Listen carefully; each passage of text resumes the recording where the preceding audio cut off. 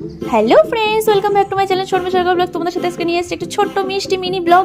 তোমরা সবাই কেমন আছো? আমি একদমই ভালো নেই, কারণ এই কদিন আমি আলু পটলের মতো সিদ্ধ হয়ে যাচ্ছিলাম। এত পরিমাণে গরম পড়েছে, না ভালো লাগছিলো খেতে, না ভালো লাগছিলো কোথাও যেতে।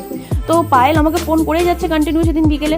আমি ইচ্ছে করে ফোন ধরছি না, ঘুমিয়েছিলাম, কারণ আমার এই গরমে কোথাও যেতে ইচ্ছে করছিল না। তো ও আসলো, জোর করে রেডি ফেডি করলো। তো আমি সেদিন লেট করে খেয়েওছি বাড়িতে, ওই জন্য আর বেশি কিছু অর্ডার করিনি। তো জাস্ট একটা বললাম যে তাহলে একটা গ্রিন টি অর্ডার দিই, দুজন মিলে খাই। তো একটা গ্রিন টি অর্ডার দিলাম।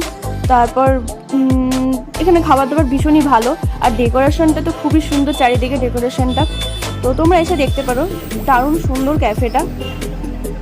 আর আমি তো একটু দোলনা দেখলেই মানে গলে যাই, কি বলবো, আমি বাচ্চাদের মতো সেখানে উঠে বসে পড়ি।